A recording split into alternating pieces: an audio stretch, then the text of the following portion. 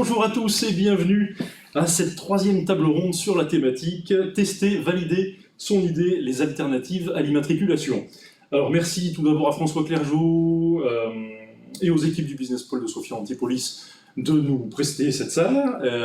Avant de démarrer, on va faire rapidement un petit tour du table en commençant par ces dames. Donc la co-animatrice Aurélia Thésée du réseau Initiative Agglomération Sophia Antipolis, je te laisse te présenter. Bonjour à tous, Aurélia Thésée, donc Initiative Agglomération Sophia Antipolis. On est un réseau national, on accompagne les porteurs de projets de reprise ou de création d'entreprise et on leur propose un financement par prêt d'honneur. Catherine? Du coup, je continue. Catherine Marcouli, je fais partie de la couveuse d'entreprise Créactive 06 et nous, on est à l'accompagnement avant l'immatriculation des entrepreneurs sur toutes les Alpes-Maritimes. Louis Cazin?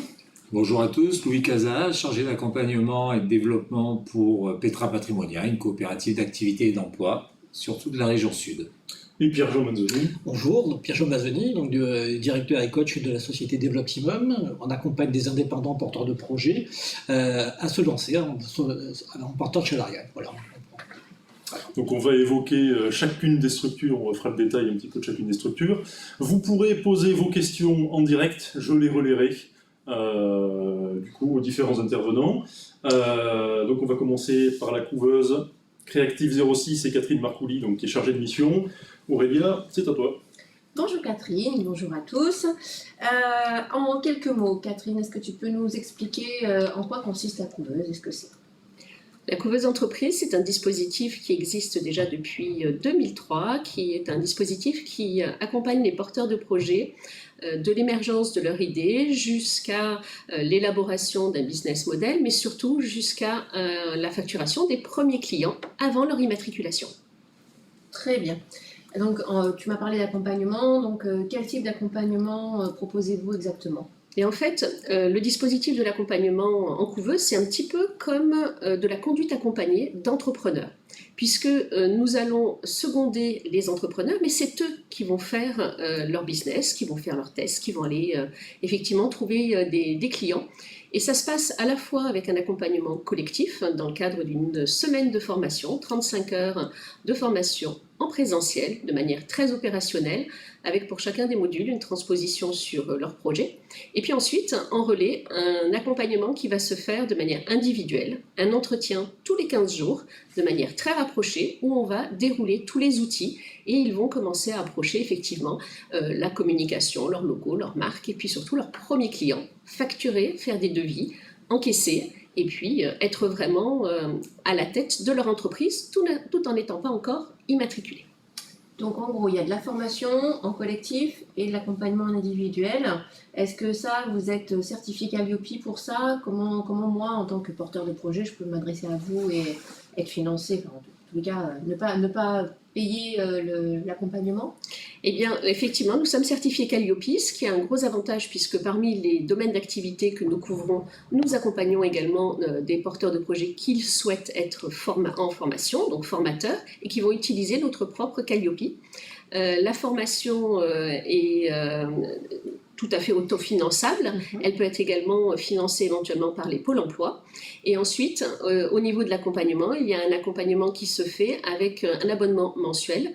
Et on y reviendra peut-être tout à l'heure. Au niveau du système de rémunération, il y a également un pourcentage qui est pris sur le chiffre d'affaires qui est fait dans le cadre de la couveuse, avec un gros avantage, c'est que les entrepreneurs peuvent déduire du chiffre d'affaires qu'ils font, comme toute entreprise, les charges qu'ils auraient à déployer pour la création de leur logo, la création de leur site internet, pour tout ce qui est communication. Ça va venir en diminution de leur chiffre d'affaires quand il y a du chiffre d'affaires. Donc ça, c'est un gros avantage.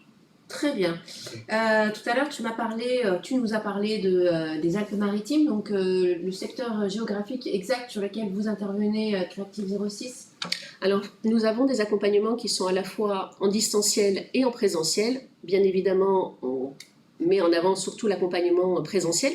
Et nos porteurs de projets, en général, se situent à l'ouest du Var, hein, sur les Alpes-Maritimes, et plus particulièrement, comme nous avons des partenariats très forts avec les 2 communautés d'agglos de Grasse et de Cannes, la majorité de nos porteurs de projets sont issus de ces 2 communautés d'agglos, mais on peut aussi avoir des gens de Casa ou des gens de Nice, enfin voilà, au fur et à mesure des volontés de se développer avec nous et du feeling. C'est très important au niveau des échanges qu'on va avoir avec nos porteurs de projets, c'est vraiment de l'émergence et il faut qu'ils soient en confiance pour apprécier le niveau d'accompagnement.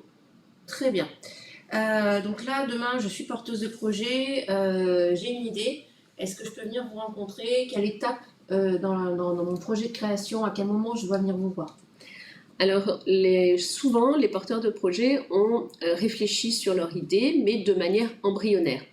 Il arrive bien souvent qu'ils soient accompagnés par Pôle emploi avec des dispositifs actifs créa auxquels ils ont pu participer, mais ça peut être aussi des porteurs de projets qui ont déjà bien abouti, bien avancé par eux-mêmes et qui souhaitent venir nous voir. Et on va travailler aussi bien sur l'émergence du projet, sur la partie plus théorique, mais surtout, on va, comme je l'ai dit tout à l'heure, rentrer dans le vif du sujet avec la mise en place d'un guide d'entretien pour vraiment tester ce qui serait différenciant pour eux, de pouvoir enquêter auprès de prospects, de prescripteurs, mais aussi de concurrents, et puis commencer à approcher leurs premiers clients, commencer à faire des démarches de prospection, des devis, de la négociation, contractualiser des contrats, facturer.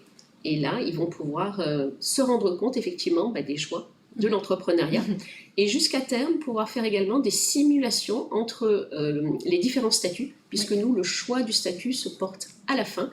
Et donc, c'est le gros intérêt, c'est qu'ils sont en phase, on appelle ça de test, mais c'est un test qui est concret, réel.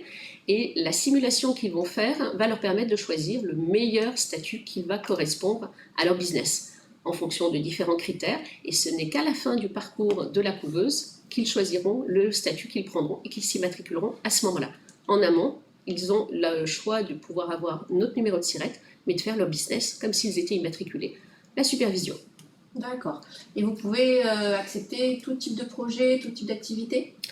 Les activités sont régies par un contrat qui va nous lier, qui s'appelle le CAPE, pour le contrat d'appui au projet d'entreprise, qui va régir effectivement le prêt du numéro de SIRET.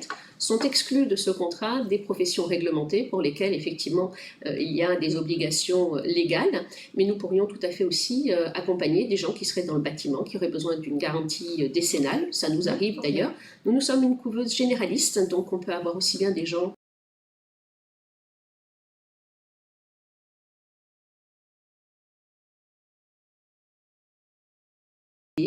web designers, mais également des artisans, par exemple des créateurs de parfums, des créateurs de bougies, des peintres, des maçons, et toute une autre part de personnes qui sont plutôt dans le développement personnel, des psychologues, mais aussi des coachs et tout ce qui est dans le développement personnel aussi au travers du bien-être, donc masseurs, énergéticiens et également des hypnothérapeutes.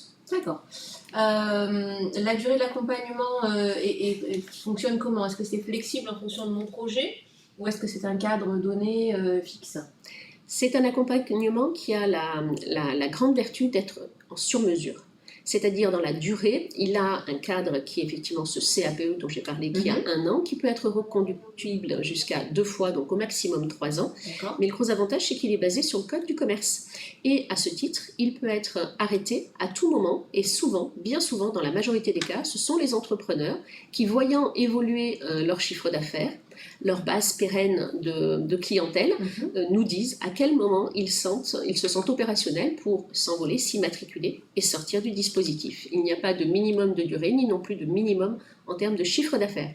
Et ça, c'est du sur-mesure, tant aussi bien que le stade où ils sont quand ils rentrent dans la couveuse. On s'adapte complètement à là où ils en sont et l'accompagnement individuel nous permet de tisser le lien avec eux au fur et à mesure en fonction de leurs besoins. D'accord, donc pour sortir, il suffit de vous le signaler à un temps donné pour que le contrat s'arrête et qu'ils puissent ensuite s'immatriculer. Tout à fait, Aurélia, c'est ça. Et on prévoit un petit peu en amont, 1 mois avant, pour préparer toutes les étapes de la sortie.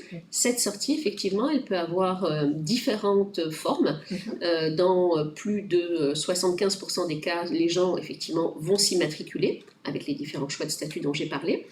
Ils peuvent aussi avoir la possibilité de souhaiter continuer à être peut-être salariés, et dans ce cas-là, partir dans des dispositifs qui seront expliqués par mes collègues dans la suite de cet entretien sur des coopératives d'activité, des SCOP, ou du portage salarial. C'est aussi une possibilité. Et puis, si l'entrepreneur a mûri son projet et voit que pour X raisons, ça ne prenait pas, la cible n'était pas là, ou qu'il fallait encore le peaufiner un peu plus, il peut tout à fait repartir dans une activité salariée et ne pas avoir engagé de frais d'immatriculation et remettre son projet un petit peu plus tard. Donc, c'est une grande souplesse aussi à ce niveau-là, tout en sachant que quand ils sont en couveuse, ils peuvent être soit avec un statut de demandeur d'emploi, indemnisé ou non, ça peut être également des jeunes étudiants, et ils continuent à bénéficier de ce statut, ou ils peuvent être également salariés dans une entreprise. La seule chose qu'on leur demande, c'est de faire un petit aménagement avec leur RH, de manière à ce que le contrat en temps complet de 35 heures soit ramené à du 34 heures.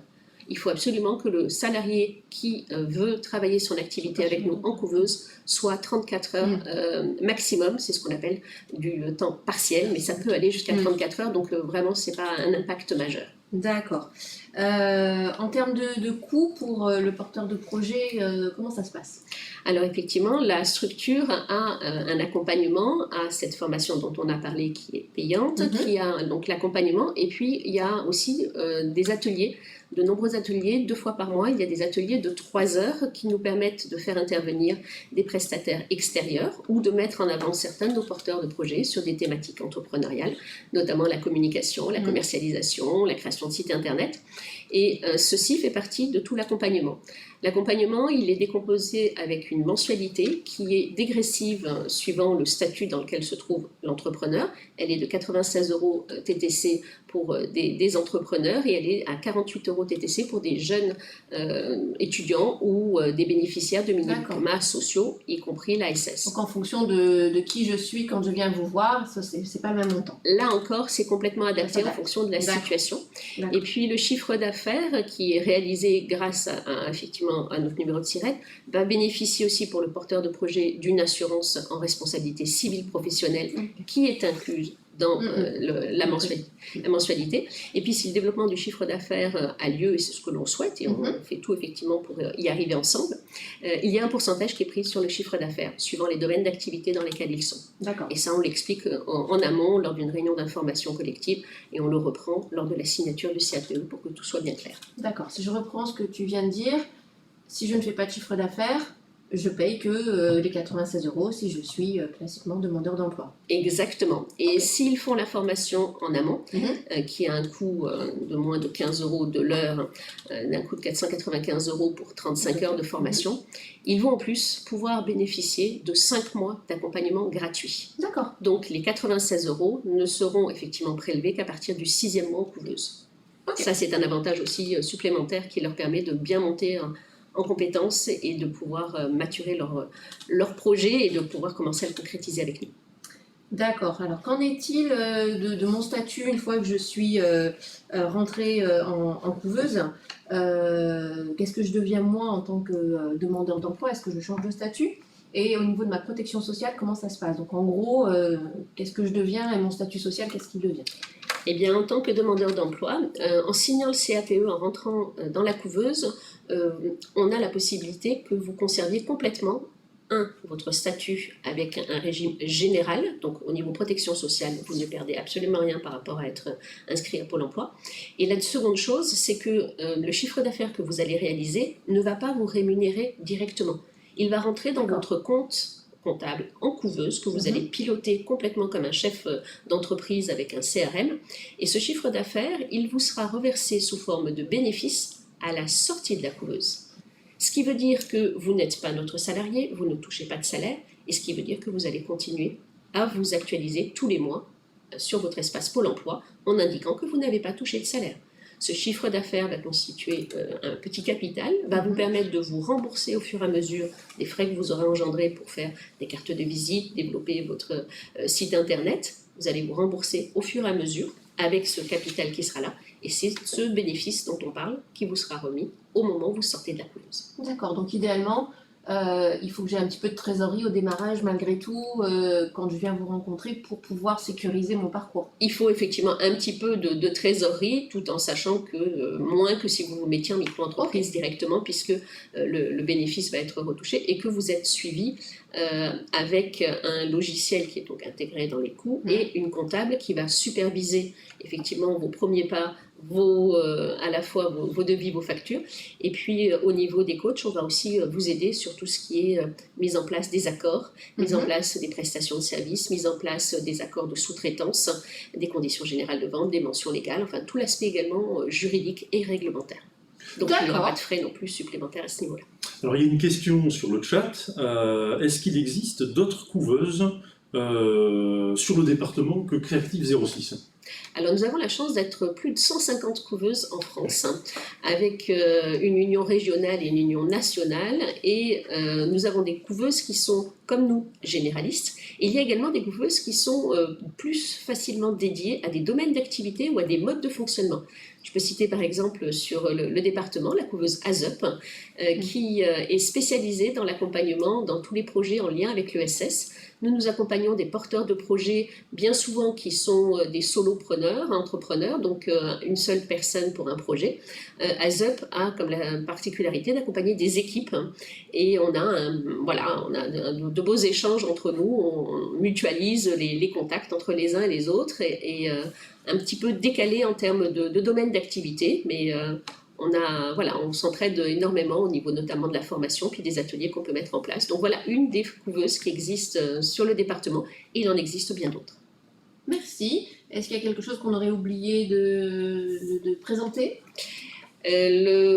Un point qui me paraît essentiel, le fait qu'en plus des ateliers en présentiel que l'on met en place, on accompagne et on incite vraiment nos porteurs de projets à développer leur partie commercialisation. On sait que les porteurs de projets ont besoin d'être présents et donc de faire du réseautage et d'aller dans des business clubs, des réseaux pour pouvoir développer.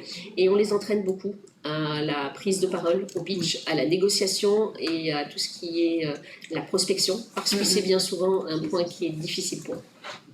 Ok. Voilà pour ce que je voulais rajouter sur le parcours. Parfait, merci beaucoup Catherine. Merci à vous de m'avoir accueilli, merci à mes confrères qui vont prendre la suite. Merci beaucoup. Donc maintenant, on va parler de portage salarial avec Pierre-Jean Mazzoni, qui est directeur de la société Developtimum. Donc Pierre-Jean, bonjour. Bonjour Xavier, bonjour à tous et à toutes. Alors est-ce que vous pouvez nous expliquer ce que c'est que le portage salarial et quelle différence finalement avec une couveuse d'entreprise? Alors le portage salarial est un dispositif qui permet à toute personne professionnelle qui a un projet, qui permet de réaliser une mission à destination d'un client, une entreprise. Alors l'intérêt, c'est que vous pouvez bénéficier, c'est un statut hybride qui permet d'être à la fois autonome, mais tout en étant salarié. Donc on bénéficie du meilleur des deux mondes, si je puis m'exprimer ainsi. Et ce qui fait qu'aujourd'hui, on a une relation tripartite, ça il faut bien l'intégrer.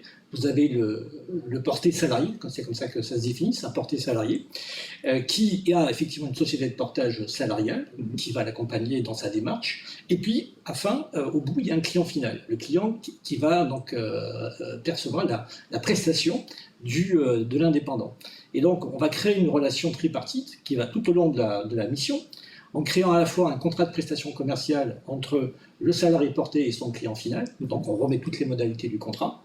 Et ensuite, nous allons créer, nous, société de portage salarial pour que le salarié porté soit salarié et il lui faut un contrat de travail. Donc, la société de portage salarial va aussi donc, lui émettre un contrat de travail à durée déterminée ou indéterminée en fonction de la durée de la mission. Voilà. La différence entre ce que je viens de découvrir, parce que je ne connaissais pas bien ce dispositif, voilà, c'est ça qui est intéressant, c'est qu'en fait, l'indépendant reste autonome, il pilote vraiment sa mission, et c'est lui qui réalise son chiffre d'affaires. En fait, on verra peut-être tout à l'heure comment se constitue la rémunération d'un salarié porté, comment ça s'organise.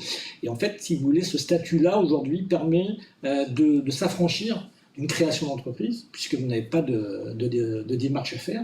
C'est la société de portage salarial qui porte, entre guillemets, le projet du salarié porté, et qui va, donc donc la société de portage va effectuer toutes les démarches administratives pour que le salarié porté, le premier jour de sa mission, il soit couvert et qui soit donc en responsabilité par rapport à son client final. Voilà. Alors, quel type de personnes viennent vous voir? Est-ce que ce sont des libéraux Effectivement, alors le portage salarial s'adresse uniquement, et ça c'est important de l'entendre aujourd'hui, uniquement à des projets qui sont à destination de clients entreprises, donc du B2B, pour faire simple, Okay. et jamais de prestation vers un particulier. Alors ça c'est une obligation majeure. En fait aujourd'hui c'est de la prestation intellectuelle. D'accord. Donc, et toutes les professions qui sont dites réglementées sont exclues du dispositif de portage salarial. Voilà. Alors, après, la principale difficulté d'un porté, c'est de trouver des contrats.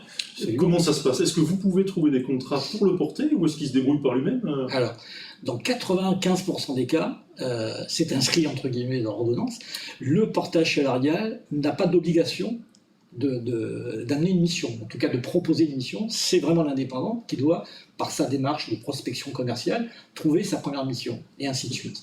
Sauf qu'une fois qu'on a dit ça, ça c'est dans la théorie, dans la pratique, il y a quelques pourcentages de cas qui font que, par opportunité, puisque la société de portage salarial a aussi sa base de clients, et qu'on peut être sollicité, une société de portage salarial peut être sollicitée par ses propres clients, qui ont déjà eu affaire à nous, avec d'autres missions et d'autres consultants, peut demander à nouveau, pourquoi pas, de lui proposer un profil, un expert qui serait en mesure de répondre aux besoins de l'entreprise à l'instant T. Voilà. Et alors, admettons que le porté ne trouve pas sa mission via la société de portage. Moi, je suis jeune, je sors de l'école. Comment je sais quelle tarification proposer à mon client? Vous l'aidez là-dessus aussi? Oui, voilà. Okay. Alors, on fait de l'accompagnement. Aujourd'hui, je pense que toute société de portage salarial est dans cette démarche d'accompagnement. C'est important parce que vous avez donc une transition qui s'opère. La plupart des gens qui viennent nous voir ont déjà 5-10 ans d'expérience professionnelle, en moyenne. Il y en a qui ça peut aller beaucoup plus loin.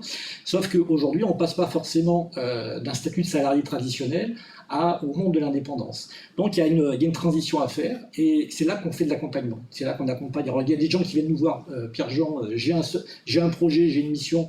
Alors, ça c'est parfait, ça démarre. Donc la personne a déjà identifié son client, elle a identifié sa société de portage salarial.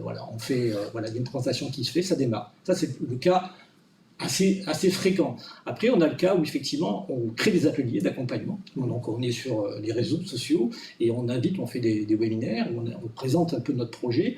Et puis pour toute personne qui a décidé de se lancer dans ce monde de l'indépendance, eh bien on va l'accompagner. Comment se positionner, rédiger une note de service.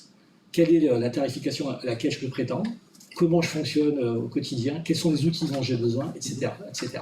Donc ça, c'est un véritable accompagnement sur la partie professionnelle et positionnement commercial notamment. Il y a beaucoup de gens qui arrivent mais qui n'ont pas forcément les connaissances pour se positionner et à quel tarif je vais me positionner.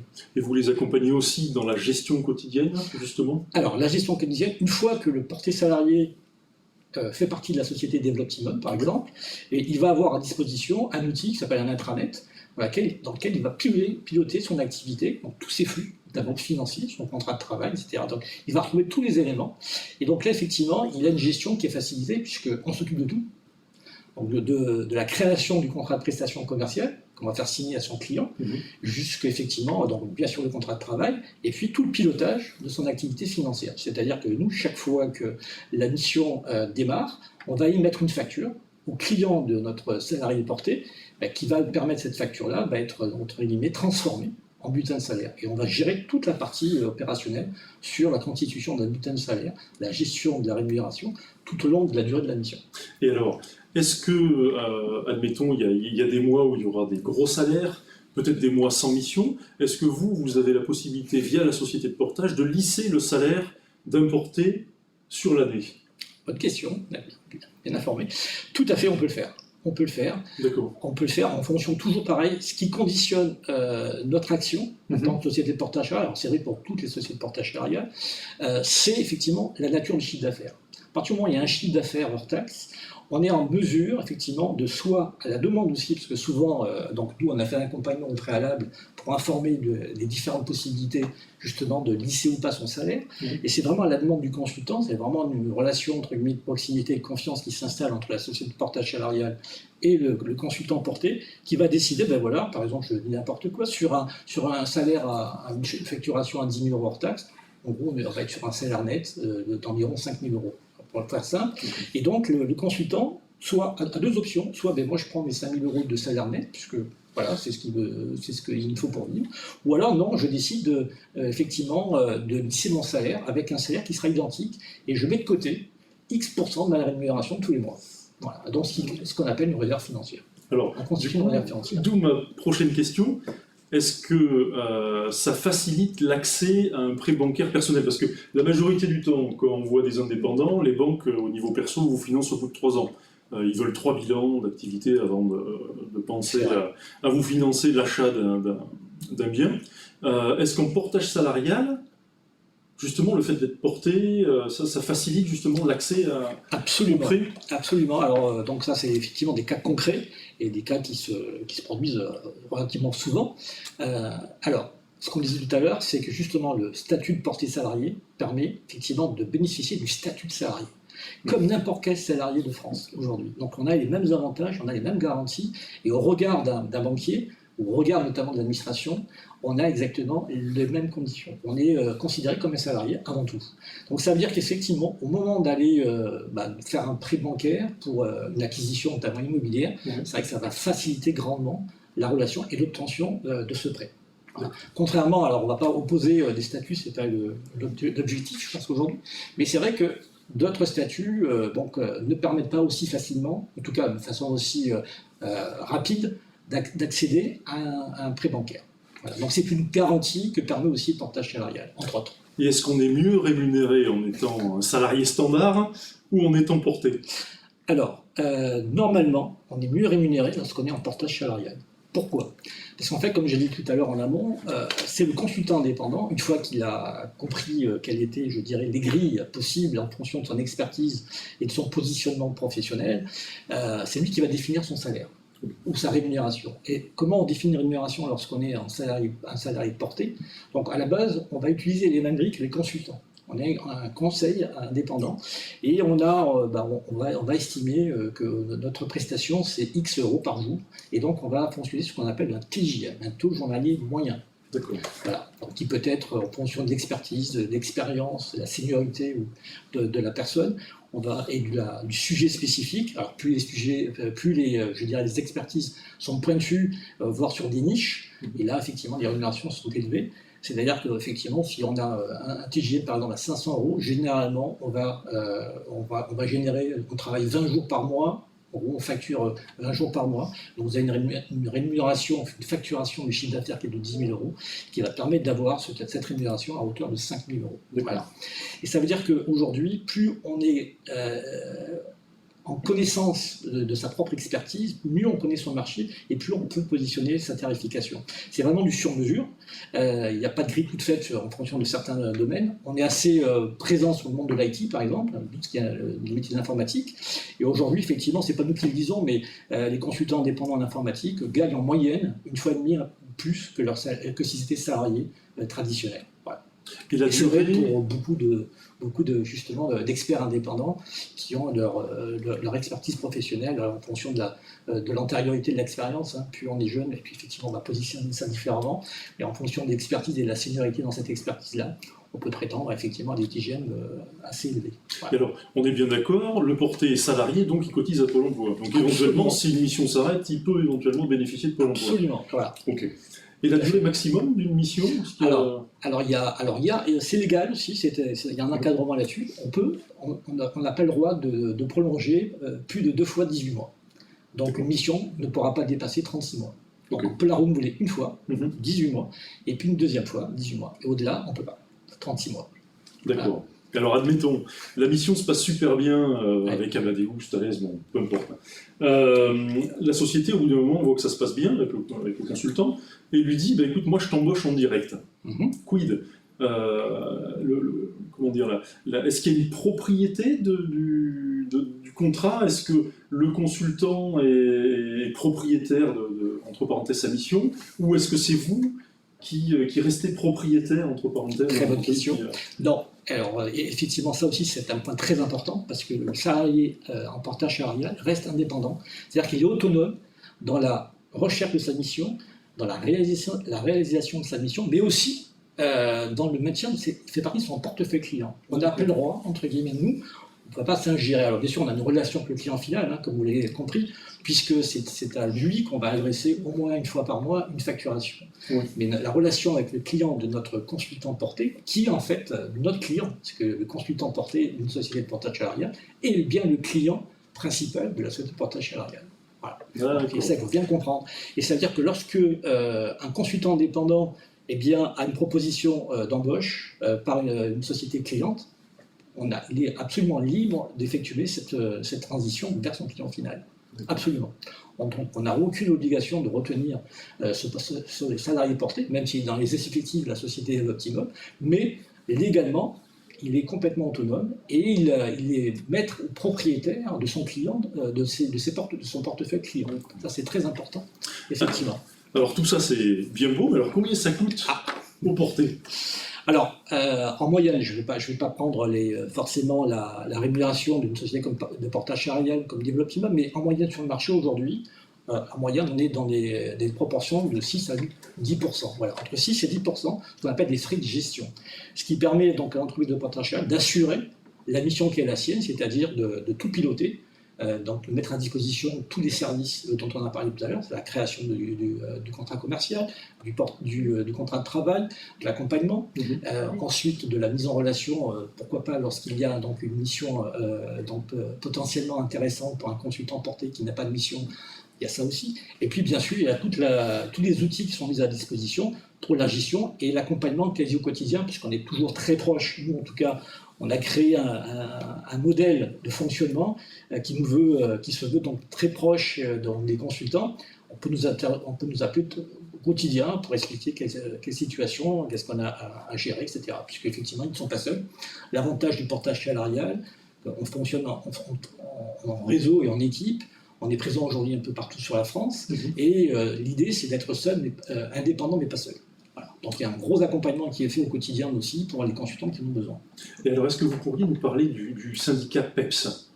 Alors le PEPS est un syndicat effectivement qui a été créé il y a une dizaine d'années, qui régit en fait et qui garantit à n'importe quel salarié porté, ou en tout cas à un client aussi, un client entreprise, que la société de portage salarial effectue bien sa mission dans les règles de l'art. Voilà. Est-ce que vous avez un site internet justement pour retrouver... Oui, absolument, on a un site internet, vous allez retrouver effectivement la plupart des choses qu'on a évoquées ce matin ensemble, et vous verrez aussi donc l'appartenance au PEPS, et aujourd'hui le PEPS est une garantie. Lorsque vous êtes adhérent à un syndicat professionnel comme celui-ci, c'est une garantie que votre activité est réalisée selon les règles de l'art. Donc effectivement, il faut savoir que le portage salarial aujourd'hui en France est très réglementé, puisque inscrit donc, au Code du travail, il y a une ordonnance en 2015, et puis il y a une convention collective pour les portés salariés qui a vu le jour en 2017. Donc tout ça, ce sont des garanties supplémentaires qui encadrent bien la profession de portage salarial. Alors donc du coup, vous parlez de convention collective, donc le salarié porté bénéficie d'une mutuelle, de tickets restaurant, de la prévoyance collective, etc. Mutuelle collective aussi. Mutuelle par obligation, puisque toutes les sociétés aujourd'hui, depuis le 1er janvier, je crois 2016, ont obligation de mettre à disposition une mutuelle à tous leurs salariés. La société de portage salarial n'est pas exclue de ce dispositif, puisque nous sommes, comme n'importe quelle société, donc obligés effectivement de mettre à disposition une mutuelle à nos salariés portés qu'ils choisissent. Voilà. Et puis, la partie, alors après, ce sont que des options. Le ticket restaurant, on le propose, donc si les consultants le souhaitent, ils l'auront. Sinon, voilà. Donc on n'a pas d'obligation non plus d'aller au-delà je dirais, de ce qu'on peut faire aujourd'hui dans le cadre légal. Voilà. D'accord. Et alors, est-ce qu'on peut être en portage salarial toute sa vie? On peut être en portage salarial toute sa vie, on peut être jeune porté salarié. Aujourd'hui, on intervient dès l'amont, c'est-à-dire à la sortie des écoles, par exemple. On fait des interventions il n'y a pas longtemps. J'étais à Polytech, une école d'ingénieurs assez connue sur Sophia Antipolis, pour présenter le portage salarial à de futurs entrepreneurs qui, aujourd'hui, on a vu, nous, une chose intéressante, c'est qu'on a vu la moyenne d'âge diminuer dans la création d'entreprise. Aujourd'hui, la moyenne d'âge est aux alentours de 24-25 ans. Et quand il y a une dizaine d'années, on était à 34-35 ans. Vous voyez, il y a quelque chose qui s'est opéré qui est très intéressant aussi. Et donc, on peut être effectivement jeune créateur d'entreprise et être en portage salarial, expérimenté et aussi retraité. Donc, D'accord, on peut, un retraité peut être en portage salarié aussi. Donc du coup, il cotise aux deux régimes. Alors, il va continuer à cotiser, bon, il sera retraité, donc il va Oui. bénéficier de sa retraite en tant que retraité, Mhm. mais il pourra effectivement continuer à avoir une activité professionnelle en fonction de sa rémunération. Par contre, il ne pourra plus continuer à cotiser, sa cotisation ne va pas lui donner de points supplémentaires. Et là, il y a une limite qui est établie par le cadre aussi du législateur aujourd'hui en France. Alors, dernière question, Bien sûr. comment je fais pour sortir du dispositif? Est-ce que je suis consultant en cours de mission, ça se passe mal, ou j'ai trouvé un emploi salarié à côté? Est-ce que je peux sortir du dispositif facilement? Oui, alors absolument. Alors là, dans 99% des cas, c'est-à-dire que tout se passe très bien, il y a une fin de mission. D'accord. Et lorsque la mission s'arrête, il y a deux options. Soit effectivement le consultant porté à une autre mission, Mhm. donc il va continuer sa mission, mais s'il n'a pas d'autre mission, la mission s'arrête, tout s'arrête. Le contrat de travail, alors le contrat de prestation commerciale s'arrête, il faut bien dissocier les deux éléments. Le contrat de prestation commerciale qui régissait les modalités entre le salarié porté et l'entreprise qui a besoin de la prestation, ça va s'arrêter. Avantage pour les deux parties, le consultant porté savait déjà dès le départ quelle était la durée de sa mission avec ce client-là, et le client connaît aussi la fin de la mission avec ce consultant externe. Donc quand la mission s'arrête, officiellement, ça s'arrête, tout s'arrête. Alors soit après, on a une autre mission, on continue. Le contrat de travail, lui, n'est pas forcément éteint. Il peut continuer s'il y a une prolongation de mission ou il y a une nouvelle mission qui arrive, mais sinon, s'il n'y a pas de nouvelle mission, le contrat de travail va s'arrêter aussi généralement quelques jours après, ou alors un mois plus tard, si on a effectivement rentré dans les éléments techniques, constitué une fameuse réserve financière dont on a parlé tout à l'heure. Voilà. Et ça, effectivement, c'est vraiment à la carte, c'est en fonction du besoin et des attentes de chaque indépendant, où on est en capacité, nous, en tant que société de portage, d'accompagner cette réflexion, et donc pour justement passer cette transition-là. D'accord. Voilà. Eh bien, écoutez, merci beaucoup en tout cas pour Merci votre à vous. intervention. Merci beaucoup. Donc du coup, on va passer à notre dernier intervenant du jour, Louis Casa, qui est chargé de mission de développement au sein de la coopérative d'activité Petra Patrimonia. Merci. Bonjour Louis. Est-ce que tu peux nous parler de façon plus générale des coopératives d'activité? Qu'est-ce que c'est? Oui, bonjour à tous. Merci à mes collègues sur ce qu'ils ont présenté. En fait, on est un peu, j'allais dire, pas un mix de tout ça, mais presque. On va pouvoir être sur différents points. La coopérative d'activité et d'emploi permet en fait aux porteurs de projet de lancer son activité et de tester son activité. En fait, on est un petit peu comme une couveuse d'entreprise. On va aller un petit peu plus loin après, mais on est sous le même format que la couveuse d'entreprise, où on va permettre au porteur de projet de tester son projet. La différence vient dans la gouvernance de la CAE, de la coopérative d'activité et d'emploi. C'est-à-dire que, en fait, on a une gouvernance partagée, on mutualise les services, on mutualise les dispositifs, et en fait, chaque entrepreneur qui rentre en coopérative, on va dire qu'un entrepreneur est une voix. Voilà. Il peut intervenir à différents niveaux dans la gouvernance de la coopérative d'activité. Alors, pas au début, parce qu'au début, ça fonctionne comme la couveuse d'entreprise, comme il t'expliquait tout à l'heure. On est sous forme de contrat cap, donc c'est le début, on teste, donc on ne va pas s'impliquer dans la gestion de la coopérative d'activité, mais par contre, on va lancer son projet, on va mettre à disposition, la coopérative d'activité va mettre à disposition son numéro de SIRET, donc ça va permettre au porteur de projet de créer, de lancer son activité sans s'immatriculer, donc il va pouvoir avancer, facturer, se rembourser des frais, et aller de plus en plus loin dans son projet. D'accord. Voilà. D'accord. Et donc après, il pourra prendre voix en tous les cas participer à la gouvernance. Alors en fait, il y a 3 étapes dans la coopérative d'activité et d'emploi. La première étape, on va dire qu'on fait office de couveuse d'entreprise. Voilà. Ça a été bien expliqué, donc je ne vais pas revenir dans le détail. Okay. Donc l'entrepreneur va tester. La différence, c'est que dans cette période de 1 à 3 ans, à un moment donné, il va pouvoir devenir entrepreneur salarié. Qu'est-ce que ça veut dire? Ça veut dire qu'il a généré assez de chiffre d'affaires qui va lui permettre, alors on va voir aussi si c'est régulier, si ce n'est pas un seul contrat, Parce que le contrat, il n'y a pas de régularité, il ne va pas passer entrepreneur salarié.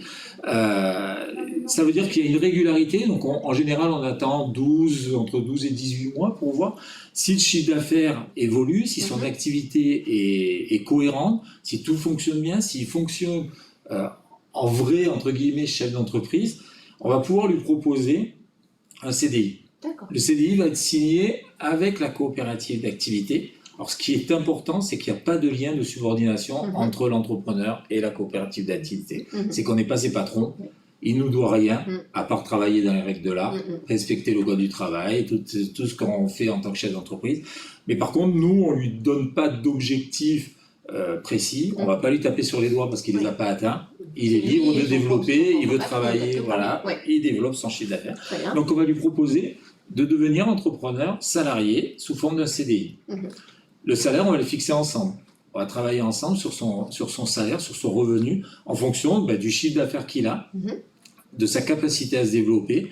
Et en fonction de tout ça, il va falloir qu'il ait une trésorerie, on va dire, d'environ 3-4 mois de salaire brut chargé et une croissance régulière. Et à partir de là, on va dire, voilà, on peut partir sur un CDI avec une partie fixe et une partie variable. Pourquoi la partie fixe et la partie variable? Ça va permettre, en cas de baisse d'activité, par exemple, de redescendre un peu le salaire et de manière, si ça continue à évoluer, d'augmenter le salaire. D'accord. Voilà. D'accord. Ça permet de limiter aussi la saisonnalité si c'est trop fort. Voilà. Si Nous, par exemple, on est dans le bâtiment, il y a des périodes un peu plus creuses, il y a eu des périodes de Covid, il y a eu différentes choses. Et de temps en temps, l'entrepreneur disait là, c'est un peu plus tendu, on diminue un peu le salaire, le fixe ne bouge pas, ça permet d'avoir une continuité. Et la troisième étape dans le processus dans la coopérative d'activité, c'est de pouvoir devenir associé. Alors, ce n'est pas une obligation.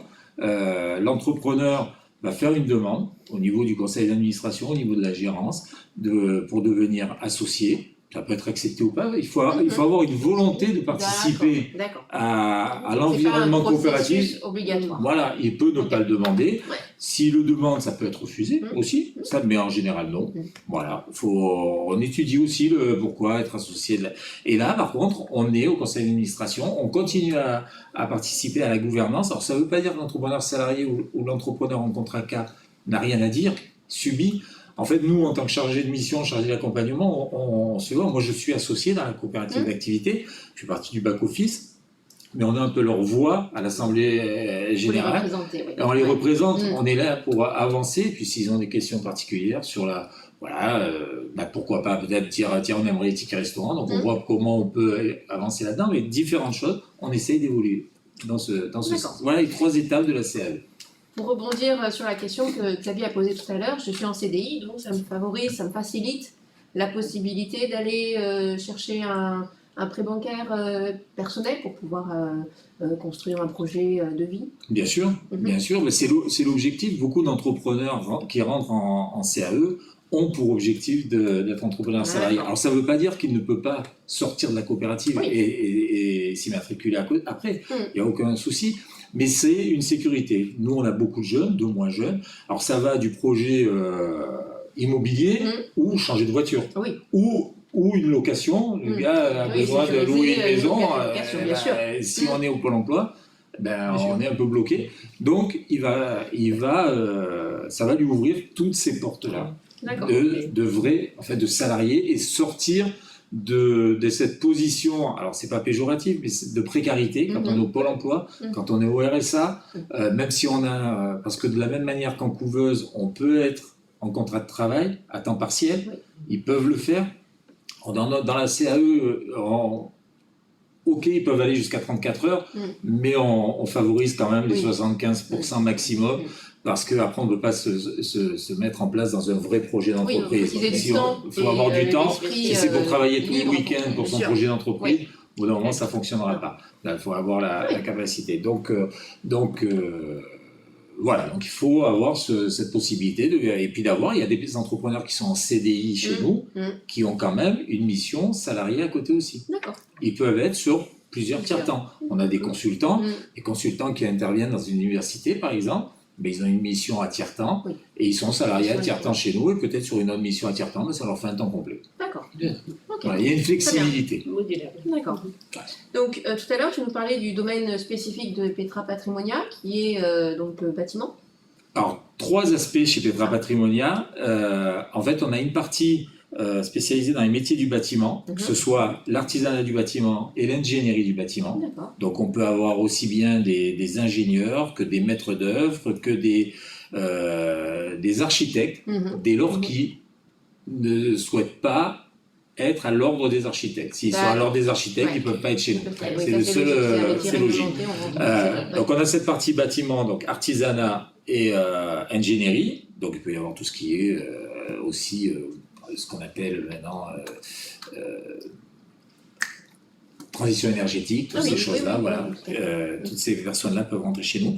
On a un volet agricole, alors qui est agricole paysager, donc ça touche tous les métiers du maraîchage, de l'élagueur, du jardinier, de la transformation alimentaire aussi. Ils peuvent venir chez nous, tout ce qui est transformation alimentaire. Xavier, je crois que tu as une question. J'ai juste une question. Ouais. Est-ce que vous faites des espaces tests agricoles? C'est-à-dire que est-ce que vous trouvez des terrains pour aider vos agriculteurs à tester leur activité avant de se lancer, un peu comme une couveuse en définitive? Alors, on est sur des espaces tests agricoles. Alors, soit que nous, on trouve et qu'on met à disposition sous forme de commoda. D'accord, c'est une location ou c'est gratuit? C'est gratuit, le commoda pour le porteur de projet est gratuit. Soit ce sont des communautés d'agglomération ou des communautés de communes qui disent on va bloquer un terrain et on va le mettre sous forme d'espace tests agricole. Alors ils vont proposer à différentes coopératives de se positionner. Chaque coopérative pourra amener un porteur de projet sur l'espace test et de cette façon-là, la mise à disposition de l'espace test est gratuite. C'est un commoda, ça permet de tester pendant la durée de 3 ans. Ah oui. Voilà, parce qu'en fait, on se rend compte souvent que sur les espaces tests, ils n'arriveront pas à se rémunérer. Par contre, ils vont apprendre à être entrepreneurs, ils vont maîtriser leur sujet d'agriculteur, mais par contre, après, ils partiront pour... vraiment sur une vraie phase test. Parce qu'après, si on veut pérenniser, il faut son terrain, il faut tout ça. Totalement. Donc, on est sur des espaces tests agricoles, voilà, sur ces accompagnements. Alors, sur toute la région sud, on a une dizaine d'espaces tests agricoles sur différents territoires. Et là, sur notre territoire, nous, de la communauté d'agglo Sophie Antipolis, est-ce que vous en avez? On n'en a pas pour le moment, mais à développer, pourquoi pas. À développer. On en a sur la métropole Nice-Côte d'Azur, on en a sur le Var aussi, on en a sur le 13, pas mal. Donc on est un petit peu... Après, on peut être sur un espace test agricole dans toute la France, on n'a pas de frontières. D'accord. Et la troisième branche, si j'ai répondu à ta question. Alors juste pour préciser quelque chose, si au niveau de la communauté d'agglo Sophie Antipolis, il y a des porteurs de projets agricoles qui ont éventuellement besoin d'un espace test, vous pouvez contacter Valentine Vincentelli, donc, qui est chargée de mission à la communauté d'agglo de Sophie Antipolis, qui pourrait éventuellement vous renseigner. Voilà, c'était tout. Ok. Et le troisième secteur d'activité dans lequel on accompagne les porteurs de projets, c'est les métiers de la mer. Tout ce qui est métier de la mer, voilà, au sens large. Ça peut être de l'aquaculture, ça peut être de la réparation de bateaux, ça peut être des coachings de voile. D'accord. Aujourd'hui, la seule difficulté, c'est pour le personnel embarqué, qui n'est pas sur l'URSSAF, qui est sur l'ENIM. Il y a encore un petit flottement là-dessus parce que l'ENIM ne veut pas signer de convention avec les coopératives d'activité pour l'instant. L'ENIM va être a priori englobé par l'URSSAF, ce sera un petit peu plus simple après. Mais voilà, mais sinon, tous les métiers de la mer, on a des gens qui sont consultants pour la FAO, au niveau de l'ONU, sur les problématiques de pêche dans le monde. Donc voilà, on peut toucher tout type de métiers, les déchets plastiques. Tu fais de la sellerie marine? Ça rentre chez nous. Ok. Ah oui, c'est très large. Et pour revenir sur le bâtiment, ce qui est important, c'est que tous les métiers ingénierie ou artisanat, on met à disposition donc les assurances comme la couveuse et là la décennale. Voilà. Tout ce qui est décennal, on le met à disposition. Oui, c'est indispensable. Indispensable. Oui, tout à fait. Donc tu nous as parlé d'accompagnement. Est-ce que vous faites de l'individuel et du collectif comme la couveuse avec des formations? Tout pareil. Ok. Tout pareil. L'individuel, collectif, on est à... Pourquoi? Parce on mutualise nos services. Donc, quand on va former, on ne va pas former individuellement. Après, l'accompagnement individuel, il est spécifique à l'activité du porteur de projet. Donc, on adapte au général. Le général. Voilà, il y a des bases Mm. d'entrepreneurs de la TPE. Voilà, on est certifié Calliope aussi. On va sur des formations qui s'appellent entrepreneurs de la TPE, donc Mhm. qui va permettre d'apprendre à être entrepreneur. Oui. Ça s'apprend, Oui. ça on ne devient Tout à pas, fait, ça tout à fait, s'apprend. tout à fait, ça. C'est pas C'est pas évident. On a Mm. vite fait de se casser la figure, mais on a besoin de base. Donc cette base-là, ben, nous on met en place ces formations et après individuellement, ben, on met en fonction des secteurs dans lesquels ils travaillent. Ok. La durée d'accompagnement, on peut rester chez Petra Patrimonia le temps qu'on désire. Ben voilà, tant que voilà, c'est ça. On peut rester tant qu'on veut, parce qu'on a ces trois paliers. Très bien. Une fois que l'entrepreneur est en CDI, il peut sortir quand il veut, Oui. il peut continuer, Il peut rester, et puis celui qui a son activité, ben, il trouve la facilité de la mutualisation, de la gestion comptable qui est de la même manière, voilà, avec des comptables, des accompagnements. Alors l'accompagnement, quand on est en CDI, il est un peu plus espacé, on se Oui. voit moins tous les mois, Oui. parce que ça y est, Ça roule. il est en route. Oui. Mais bon, ça n'empêche pas de les avoir une fois par semaine, voire une fois par jour. Mais on continue à être avec eux. Mais après, ils sont en CDI, si tout fonctionne, et ben on avance. Et puis on voit voilà, les problématiques de salaire, les différentes choses. Voilà. Ouais, quand il ils peut sont rester. accompagnés, ils ont besoin de garder quand même ce contact. Alors, Mais c'est ce qu'ils viennent chercher. même en CDI. Oui, voilà, non mais c'est ça, même Voilà, en CDI, c'est ce c'est qui- quand c'est ce qu'ils viennent chercher. Quand C'est ils ce qu'ils cherchent et Oui. c'est ce qui les conforte. Mm. Parce qu'en fait, on est un réseau d'entrepreneurs. Ils ne sont pas tout seuls. Mm. Donc, ils ont une oreille attentive d'une vraie entreprise. Alors, je parle pour Petra, mais c'est valable Oui. à toutes les structures. Hein. Et donc, voilà, en général, quand ils sortent, c'est que ça ne fonctionne pas trop, ou alors ils sont repartis dans le salariat, Mm. ou alors ils ont prévu peut-être de s'associer avec quelqu'un, et ils disent tiens, on va monter notre boîte, Oui. ou on a envie de monter notre boîte, on est prêt. Mais en général, quand ils passent entrepreneur salarié, c'est pour y rester. Ok, donc ce qu'on retient parmi vos trois témoignages, je trouve, c'est ce côté de l'entrepreneur accompagné, l'entrepreneur qui va voler de ses propres ailes à un moment donné s'il le souhaite, mais qui reste toujours avec un accompagnement et puis un réseau d'autres professionnels qui sont là autour de lui pour pouvoir le guider ou répondre à ses questions. Et ce qui est important, c'est qu'il reste indépendant. Oui. Il a Oui. son nom commercial. Tout à fait. En fait, il communique sur son nom à lui, Oui. pas spécialement sur notre... Oui. Il a notre numéro de cigarette en bas de la page, Oui. mais par contre, c'est son nom commercial, Oui. c'est ses compétences. Après, c'est vrai que chez Petra Patrimonia, pour aller... on peut les accompagner sur des projets. On travaille sur des projets européens, donc on peut les missionner sur certaines missions. D'accord. Ils peuvent se bénéficier de notre structure pour répondre à des appels d'offres. Oui. Ils seront en micro, répondre à un appel d'offres c'est sur ça. la casa, Oui. c'est compliqué. Oui, bien sûr. En revanche, sur Petra Patrimonia, ils peuvent même se mettre à plusieurs entrepreneurs, ou on a une autre CAE, mais Oui. à plusieurs entrepreneurs, et se lancer, répondre à un appel d'offres. Voilà, c'est une structure solide qui a près de 15 ans d'existence, et ça avance. Voilà. Super, merci. Intéressant. Est-ce qu'il y a quelque chose qu'on aurait oublié de dire là pendant ces instants qu'on a C'est partagés? déjà complet. Est-ce qu'on a Mhm. parlé justement du coût pour les portées de la coopérative? Je ne sais plus si on en a parlé ou pas. Non, on Non. n'en a pas parlé. Alors c'est variable. Alors pareil, pour la formation entrepreneur de la TPE, ils peuvent actionner leur CPF, ils peuvent D'accord. bénéficier d'aide du Pôle emploi. Après, il y a un coût fixe au démarrage s'ils n'ont pas de chiffre d'affaires. Mhm. Hein. Alors ça varie en fonction des différentes structures. Oui, bien sûr. Mais chez Petra Patrimonia, ce coût fixe disparaît dès lors qu'ils ont du chiffre d'affaires. D'accord. Alors on va dire qu'au début, il est à 120 € Mhm. sur 3 mois. Ok. Mais en général, les entrepreneurs qui rentrent chez nous ont soit du CPF, soit ils ont déjà du chiffre d'affaires qui va arriver. Donc, Ça a dès qu'ils rentrent, Ouais. et là, au niveau de Petra Patrimonia, parce que les frais de participation, ça varie suivant les coopératives. Mhm. Chacun a son modèle. Mhm. Nous, en fait, on est sur la marge brute, comme on a beaucoup d'entrepreneurs du bâtiment D'accord. ou l'agricole. Oui, forcément. Donc, c'est entre la matière première ou les achats liés au chantier Mhm. et le chiffre d'affaires. Le Donc, chiffre c'est pas d'affaires. sur le chiffre C'est d'affaires. pas sur le chiffre d'affaires. Donc D'accord. voilà, mais D'accord. c'est un pourcentage après qui permet de mutualiser, de payer la décennale, de payer tout ce qui est à côté. Oui. Mais ce qui est important, c'est que ça ne paye pas nos revenus, nos salaires à nous du back-office, Mm. parce qu'on ne veut pas que ce soit nos entrepreneurs qui financent Ouais. le back-office. On travaille sur d'autres projets qui permettent de financer les financer. salariés. D'accord. Voilà. Ça, c'est important. Oui, c'est Qui important. ne Ouais. pensent pas que ce soit pour nous payer, nous, qui sont... voilà. Très Bah, bien. Écoutez, en tout cas, merci à Oui. tous pour la qualité de vos interventions, parce que c'était très C'est intéressant. très clair. Merci. Merci à vous pour l'invitation. Accueilli. J'espère Ouais, que l'invitation. ça a été aussi clair pour toutes les personnes Pour ceux qui ont assisté au direct, oui. qui ont assisté. Alors du coup, cette vidéo, vous pourrez la retrouver en différé sur YouTube à partir de ce soir.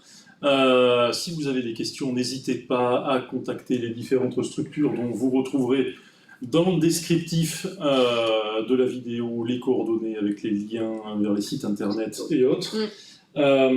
Prochain atelier en direct, alors ce sera le mardi 5 décembre, toujours sous le même format, ici en direct de la salle capsule au Business Pôle de Sophia Antipolis, un atelier sur le financement, alors on va dire alternatif. Vous avez, si vous devez solliciter un prêt bancaire professionnel en cas de création ou reprise d'entreprise, vous avez des financements complémentaires que vous pouvez éventuellement solliciter, notamment les financements d'initiatives agglomération Sophia Antipolis, donc ça ce sont des prêts à taux zéro. Ensuite vous avez du microcrédit, donc seront présents aussi les organismes Créasol avec David Aubry, l'ADI avec Philippe Simon, et enfin on va aborder un sujet qui est à la mode, que l'on appelle le crowdfunding, donc qui permet de financer aussi certaines choses. Donc vous verrez aussi sur chaque organisme qui peut financer quoi, voilà, et quel type de projet aussi ça peut correspondre. Donc pour le crowdfunding, ce sera Valeria Mazzucato de la CCI, de la Chambre de commerce et d'industrie, qui viendra justement vous en parler. En tout cas, merci à tous et à bientôt. Et n'hésitez pas, surtout, je le mets en lien à la fin, à vous abonner à la nouvelle chaîne YouTube d'Initiative Agglomération Sophia Antipolis. Vous y retrouverez tous nos ateliers organisés, donc en coopération entre nous, communauté d'agglo Sophia Antipolis, et surtout la structure Initiative Agglomération Sophia Antipolis. N'hésitez pas à vous abonner et à bientôt. Merci à tous. Merci Merci beaucoup. beaucoup. Merci, Au au revoir. revoir. À très bientôt. Au revoir.